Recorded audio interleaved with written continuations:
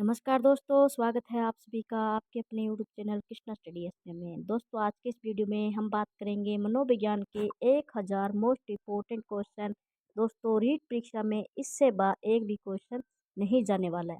तो दोस्तों, वीडियो को अंत तक देखना है। चैनल पर नहीं है तो सब्सक्राइब भी जरूर करना, अधिक से अधिक मित्रों के साथ शेयर जरूर करें। तो दोस्तों, शुरू करते हैं आज के 1000 क्वेश्चन मोस्ट इम्पोर्टेंट रहने वाली है आप सबके लिए रीट एग्जाम के लिए। दोस्तों, वीडियो को पूरा जरूर देखें। दोस्तों, शुरू करते हैं। पहला क्वेश्चन देखिए। तुम मुझे एक बालक दे दो, मैं उसे ऐसा बनाऊंगा जैसा तुम चाहते हो। यह कथन किसका है?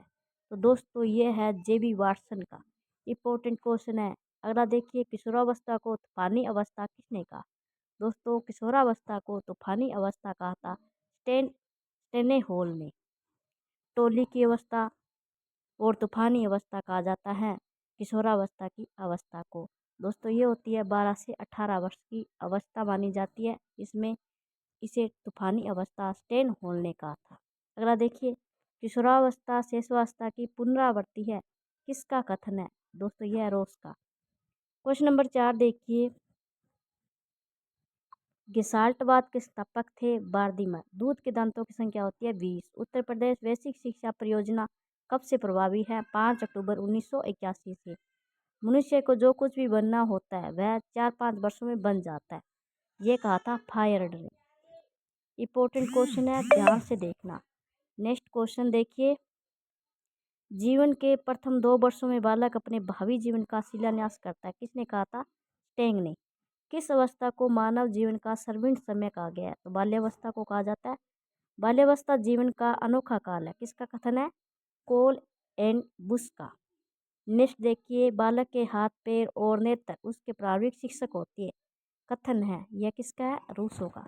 20वीं सदी को बालक की शताब्दी किसने कहा? क्रो एंड क्रो ने। सीखने का अनोखा काल माना जाता है शैशवावस्था को। जीवन का अनोखा काल माना जाता है बाल्यावस्था को। दोस्तों, ये क्वेश्चन सभी इंपॉर्टेंट क्वेश्चन है, ध्यानपूर्वक जरूर देखिए। नेक्स्ट क्वेश्चन देखिए। क्वेश्चन नंबर 15 क्या बोलता है? गिरोह गैंग वाली अवस्था बाल्यावस्था। ठीक है, गैंग वाली अवस्था किसे माना जाता है? बाल्यावस्था को। बालक का मस्तिष्क कोरा स्लेट होता है। बालक का मस्तिष्क कोरा स्लेट होता है। किसका कथन है? प्लेटो का।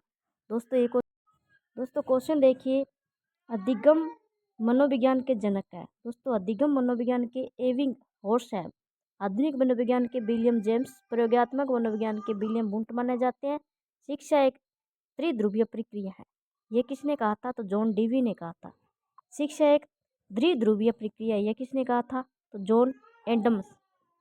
मूल्यांकन एक त्रिमुखी प्रक्रिया है। किसने कहा था? ब्लूम ने। त्रिमुखी प्रक्रिया है। किसने कहा था? ब्लूम ने। मूल्यांकन। ठीक है, नेक्स्ट क्वेश्चन देखिए। वंशानुक्रम माता और पिता से संतान को प्राप्त होने वाले गुणों का नाम है। किसका कथन है? रूथ वेडेनडिक्ट। शेषवावस्था सीखने का आदर्श काल है। किसका कथन है? बेलेटाइन का। मनोवैज्ञानिक फ्रायड ने सब प्रेम की भावना नार्सिम किस अवस्था के लिए कहा? शेष अवस्था।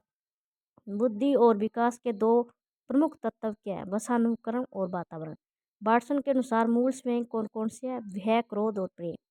इंपॉर्टेंट क्वेश्चन है। क्वेश्चन देखिए। शेषावस्था में पूर्ण मस्तिष्क का विकास कितना प्रतिशत होता है? तो 90% होता है। इंपॉर्टेंट क्वेश्चन है। अगला देखिए।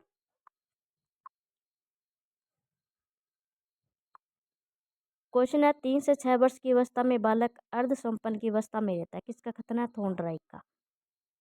सावयविक विकास किस अवस्था में सबसे ज्यादा होता है? तो शेषावस्था में होता है। दोहरा कारक सिद्धांत फेडरिक का है। द्विकारक का सिद्धांत है स्पीरमैन का। अधिगम का हृदय एवं श्रवण पंथ किसे कहा जाता है? तो अभिप्रेरणा को कहता है। सिकनर के अनुसार अभिप्रेरणा सीखने का सर्वोत्तम राजमार्ग है। इंपॉर्टेंट है। अगला देखिए। 20वीं सदी को बालक की शताब्दी कहा गया। किसने कहा था? क्रो एंड क्रो ने। अगला देखिए। क्वेश्चन नंबर है किस अवस्था में शारीरिक व मानसिक विकास दोनों तीव्र गति से होता है? तो शेषावस्था में। जोटा परीक्षण किससे संबंधित है? शाब्दिक बुद्धि परीक्षण से 12 से 14 वर्ष तक। प्रेरणा का प्रश्न क्यों का प्रश्न है? किसका कथन है? पेज व क्रेचफील्ड ने। किसका कथन है कि धर्म मनुष्य के लिए अफीम के समान है? मोक्ष का। किसने कहा था कि शिक्षा का कार्य मानव समाज को सुसंस्कृत बनाना है? डॉक्टर अरविंदो। इंपॉर्टेंट है। संप्रेषण के कितने प्रकार है? तो 2 प्रकार है, शाब्दिक व अशाब्दिक। इंपॉर्टेंट है ये भी। नेक्स्ट देखिए क्वेश्चन देखिए, पियाजे ने बुद्धि को किसके प्रति समायोजन योग्यता के रूप में परिभाषित किया है? तो दोस्तों भौतिक एवं सामाजिक पर्यावरण। किस विद्वान ने नैतिक बुद्धि वृद्धि की अवस्था की अवधारणा प्रस्तुत किया? तो कोहल वर्ग ने किया। जीन पियाजे के अनुसार कोई बच्चा किस अवस्था में अपने परिवेश की वस्तुओं को पहचानने एवं उनमें विभेद करने लगता है? तो दोस्तों पूर्व सक्रियात्मकता अवस्था। दोस्तों इसने 4 अवस्थाएं बताई थी। ठीक है, अगला देखिए, vygotsky के अनुसार बच्चे अपने साथी समूह के सक्रिय सदस्य कब होते हैं? तो किशोरावस्था में। फ्रॉइड के अनुसार किसी बच्चे में समाजीकरण की प्रक्रिया हेतु सर्वोत्तम आयु कितनी होती है? तो दोस्तों 5 वर्ष होती है। देखिए क्वेश्चन है, बालकों ने नैतिक विकास को समझने के लिए जीन पियाजे ने कौन सी विधि को अपनाया? तो साक्षात्कार की विधि को अपनाया है। बच्चे दुनिया के बारे में अपनी समझ का सर्जन करते हैं। यह किस विद्वान का कथन है? तो जीन पियाजे का। यह कथन किसका है कि ज्ञानात्मक विकास नकल पर आधारित न होकर खोज पर आधारित है? जीन पियाजे का कथन है। सामाजिक अधिगम का सिद्धांत किसने विकसित किया था? बुंडरा ने। vygotsky के अनुसार किसी बालक के विकास में सबसे महत्वपूर्ण योगदान किसका है? समाज का। सीखने का सिद्धांत किसने दिया था? तो दोस्तों दिया था किसने सीखने का सिद्धांत? थॉर्नडाइक ने। खेल पद्धति के जनक कौन है? किलपैट्रिक। अगला देखिए, होस्टिंग पद्धति के जनक कौन है? आर्मस्ट्रॉन्ग। प्रोजेक्ट पद्धति का जॉन डेवी। प्रोजेक्ट प्रति जॉन डेवी।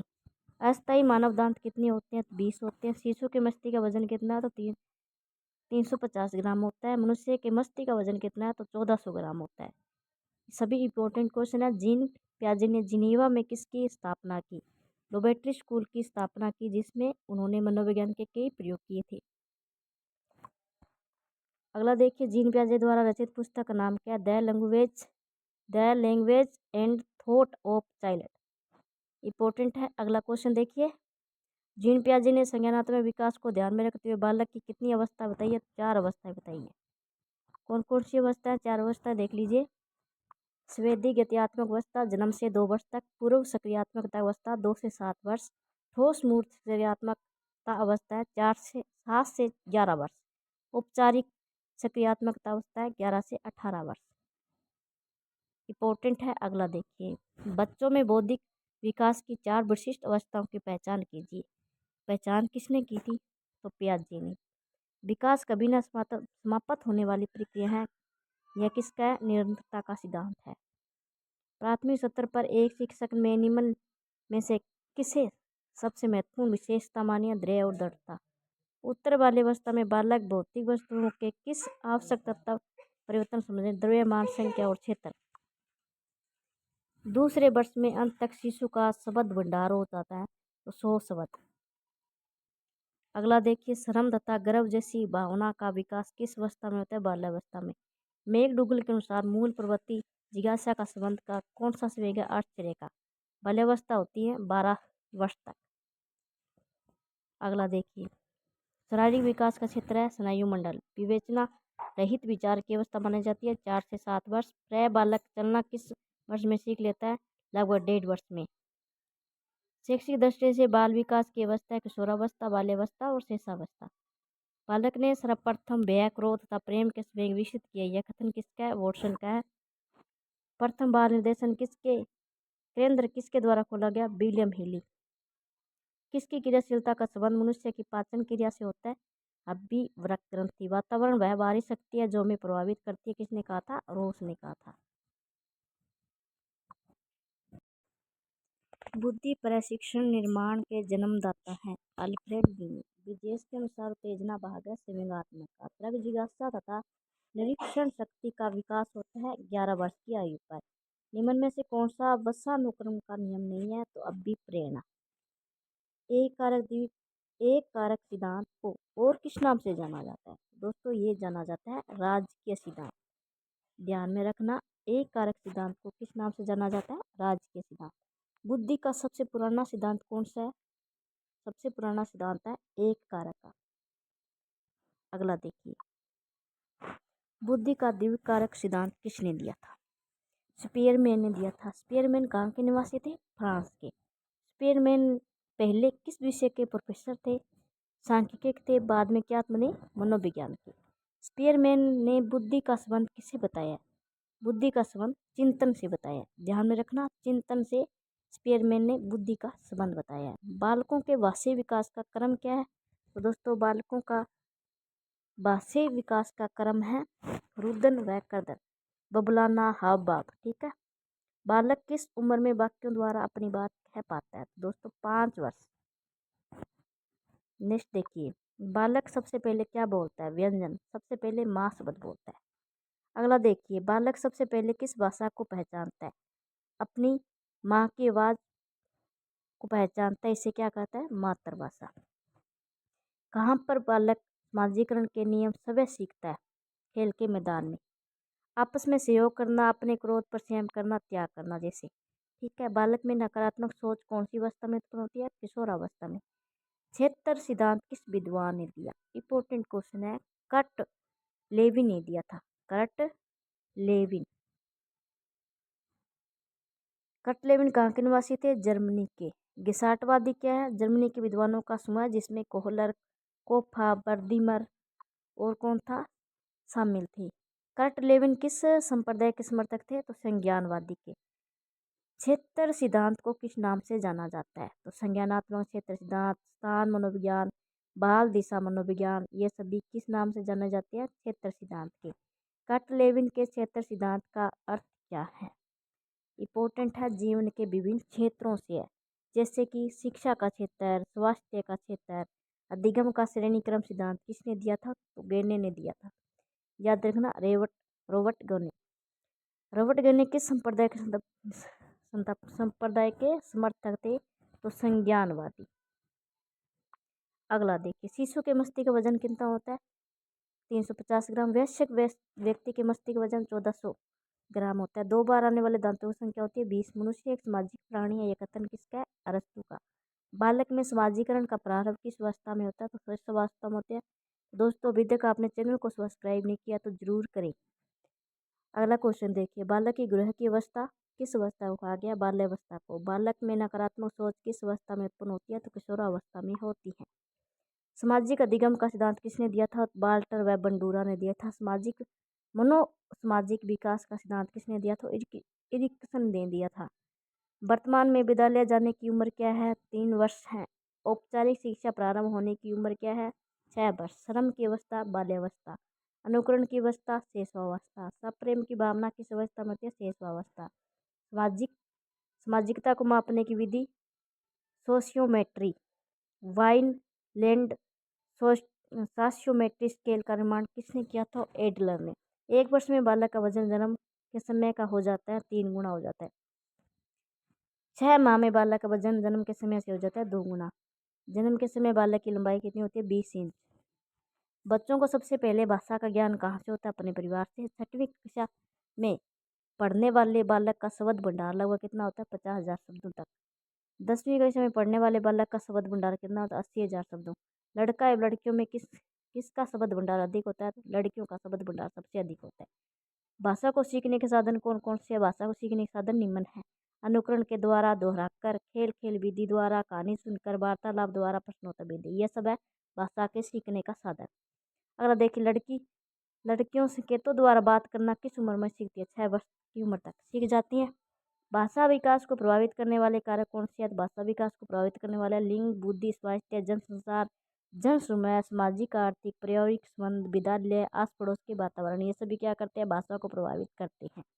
अगला देखिए, मनुष्य और पशु मुख्य अंतर क्या है? बुद्धि का है। बुद्धि को सबसे पहले किसने प्रभावित किया था? तो यूनान के दार्शनिकों ने किया था। आधुनिक काल में सबसे पहले बुद्धि को किसने समझाया था? तो दोस्तों अल्फ्रेड वीने ने समझाया था 1904 में। इम्पोर्टेंट है, रॉबर्ट गेने कहाँ के विज्ञानी थे? अमेरिका के। रॉबर्ट गेने ने बालकों के विकास को ध्यान में रखते हुए अधिगम की प्रक्रिया को कितने भागों में बांटा? तो 8 भागों में बांटा था। 8 भाग कौन कौन से है? संकेतक, उद्दीपन, अधिगम, प्रक्रिया, इसे एसआर अधिगम भी कहते हैं। श्रृंखला अधिगम, शाब्दिक अधिगम, बहुबुद्धि अधिगम, प्रत्यय अधिगम, सिद्धांत अधिगम, समस्या समाधान अधिगम, ये 8 सिद्धांत है। ठीक है। अगला देखिए, रॉबर्ट गेने के अनुसार अधिगम का सबसे निम्न सत्र कौन सा है? संकेत का। ठीक है। रॉबर्ट गेने के श्रेणी क्रम सिद्धांत के अनुसार सबसे उच्चतम सत्र का अधिगम कौन सा है? समस्या समाधान का। रॉबर्ट गेने के अनुसार बालक का अधिगम कब पूरा हो जाता है? तो 12 वर्ष। ठीक है। शास्त्रीय अनुबंधन का सिद्धांत पोवलोव ने दिया था। पोवलोव ने और क्या दिया था? इसने कुत्ते पर अपने सिद्धांत का प्रतिपादन किया था। पोवलोव किस संप्रदाय के संस्थापक थे? व्यवहारवादी के। अगला देखिए, डमरू पर बंदर का नाचना। इंपॉर्टेंट क्वेश्चन है, डमरू पर बंदर का नाचना ये था शास्त्रीय अनुबंधन का सिद्धांत। अगला देखिए, खेत में बिजुका का खड़ा करना, उसे देखकर पक्षियों का भागना किस सिद्धांत पर कार्य करते हैं? तो दोस्तों, शास्त्रीय अनुबंधन। सुल्तान नाम चिंपांजी पर किसने प्रयोग किया था? चिंपांजी पर प्रयोग करने वाले थे कोलर। इंपॉर्टेंट है, बहुत बार परीक्षा में पूछा गया। गर्भवती महिला में कितनी वजन की वृद्धि होती है? तो 10 से 12 ग्राम, 10 से 12 किलोग्राम। मनुष्य की प्रजाति का नाम है होमोसेपियंस। पिंड अवस्था का समय 2 से 8 सप्ताह। डिम्ब अवस्था का समय 14 दिन। जन्म के समय बालक का औसत वजन होता है 2 किलो से 700 ग्राम। जन्म के समय बालक का वजन 7 पाउंड होता है। शिक्षा मनोविज्ञान की उत्पत्ति मानी जाती है 1900 ईस्वी। मनोविज्ञान को एक विषय के रूप में निश्चित उदाहरण देने का श्रेय जाता है विलियम जेम्स को। मनोविज्ञान शब्द का प्रयोग करने वाले प्रथम व्यक्ति थे रुडोल्फ। प्राचीन काल में मनोविज्ञान का अर्थ है आत्मा का विज्ञान। 17वीं शताब्दी में मनोविज्ञान को कहा जाता था मन या मस्तिष्क का विज्ञान। मनोविज्ञान को मन या मस्तिष्क का विज्ञान किसने कहा था?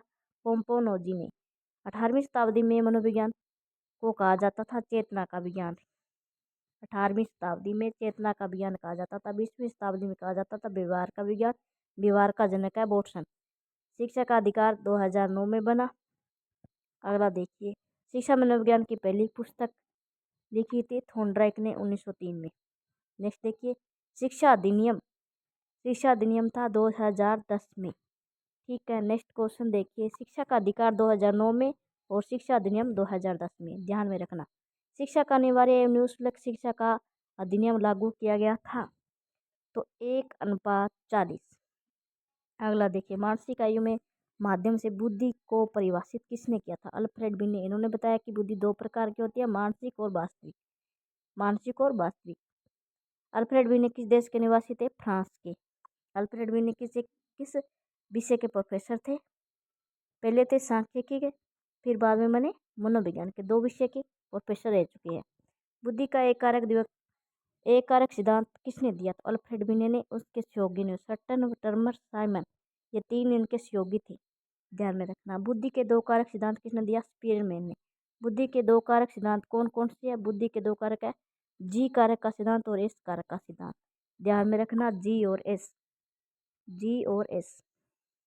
बुद्धि का समूह कारक सिद्धांत थर्स्टन ने दिया था। इसमें बुद्धि के 7 कारक होते हैं। बुद्धि का बहुकारक सिद्धांत थॉर्नडाइक ने दिया। बुद्धि का बहुबुद्धि सिद्धांत किसने दिया था? तो ये था गार्डन। ठीक है। बुद्धि का तरल व ठोस सिद्धांत आर बी केटल। कोलर किस संप्रदाय के समर्थक थे? संज्ञानवादी का सिद्धांत दिया था कोलर ने। चूहे पर अपने प्रयोग किस वैज्ञानिक ने किया था? तो सिकनर ने किया था। अगला देखिए, नए रचनात्मक कार्यों को सीखने पर कौन सा सिद्धांत बल देता है? अंतर्दृष्टि का सिद्धांत। अंतर्दृष्टि का सिद्धांत किस वैज्ञानिक ने दिया था? कोलर ने। अंतर्दृष्टि का सिद्धांत किसने दिया था? कोलर ने। मानसिक रूप से मंद बालकों को सीखने पर कौन सा सिद्धांत उपयोग किया? शास्त्रीय अनुबंधन। संज्ञानात्मक सिद्धांत किसने दिया था? वुर्नर ने।